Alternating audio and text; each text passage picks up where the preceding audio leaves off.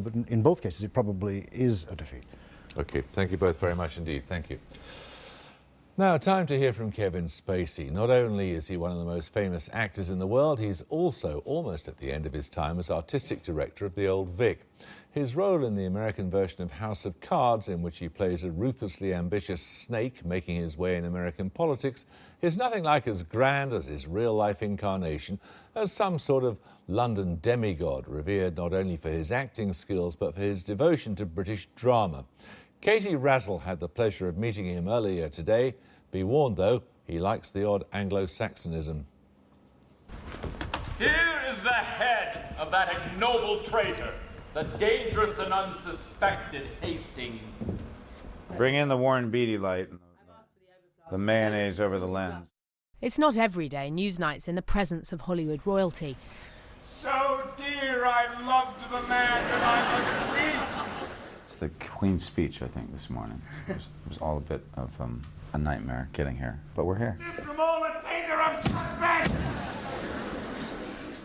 But Kevin Spacey's got a film to promote, a behind-the-scenes documentary about taking his production of Richard III around the world. And seem a saint when most I play the devil. What do you think the state of British theatre is now? There is lots of places where there is tremendous growth, really interesting ideas, really, you know, even if shows don't work, the ideas behind shows, why people are trying to work on certain issues and tackle certain kinds of theater is very exciting, and I think it's, you know, it's in an incredibly healthy place. It's exciting to be a part of it. Will you be sad to leave? Well, I mean, I'm never going to leave. It's not like, oh, I'm going to get on a plane and fuck off. You know, I will always be a part of this country, and I will always have a place in London, and it's a huge part of my life. Back in the 90s, when he won an Oscar for American Beauty, you might have bet Spacey would opt for Hollywood above all else. It's the weirdest thing. I feel like I've been in a coma for about 20 years, and I'm just now waking up. Instead, he chose a 10-year stint running London's Old Vic Theatre. I just was at a point in my life when I didn't want to pursue the same dream, and everybody wanted me to pursue the same dream because that's what people are supposed to do. And I was like, I did it. I mean, I had this unbelievable run of making movies and making films that I'm, you know, unbelievably grateful. Some will stand the test of time, and others will thankfully be forgotten. My job is to clear the pipes and keep the sludge moving. Now, of course, he's better known on the small screen for the American political drama House of Cards, a standout hit for the streaming service Netflix. Give and take. Welcome to Washington. Why do you think, first of all, that the best writing at the moment is on TV? Because movies stopped making drama. What do you mean? The ground dried up.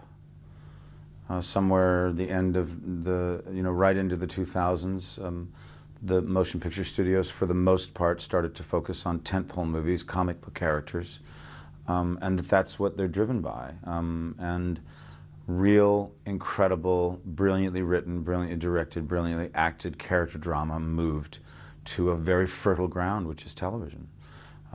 Because creative people are going to go where they can work and where they can create, so it hasn't surprised me at all. With a third series in the pipeline, the work's on House of Cards, where Spacey's Democrat, Frank Underwood, constantly manoeuvres for power in Washington while teasing the show's audience with waspish asides. I almost pity him. He didn't choose to be put on that planet. So if the West Wing is a sort of idealised version of politicians and House of Cards is really seriously cynical, where do you think the truth lies? I think we're closer to the truth. Is it education? You might very well think that. I couldn't possibly comment. I make a joke now, and I make it sound like President Clinton said this, but he didn't actually say it, but I like pretending that he did. That what they do on that House of Cards, 99% of what they do is true. And the 1% they got wrong is you could never get an education bill passed that fast.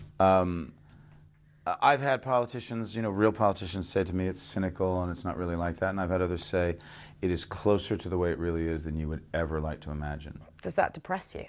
Yeah, I mean, you know, it doesn't depress me because, you know, in the sense that, oh wow, that's such shocking news. It depresses me because it makes me think that people don't want to go into public service because what's the point? And public service is an unbelievably important thing. You you know, people say to me, "Oh, would you run for politics? Would you run for office?" And I'm like, "Are you kidding me? I like to get things done." I'm just wondering if we brought advanced copies of House of Cards.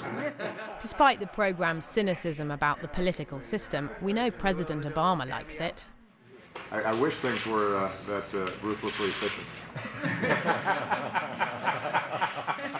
Has Obama disappointed you? No.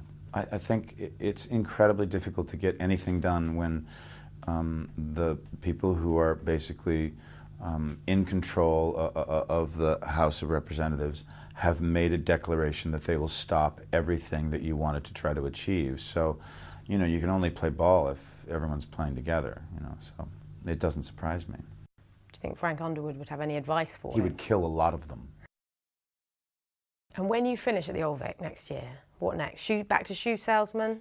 Stand up? I don't know what's next. That's actually one of the most exciting things. Obviously, I'm enjoying doing House of Cards, and that may well continue beyond a third season. I don't know. I mean, that's actually kind of thrilling. Not knowing is thrilling. Don't know yet.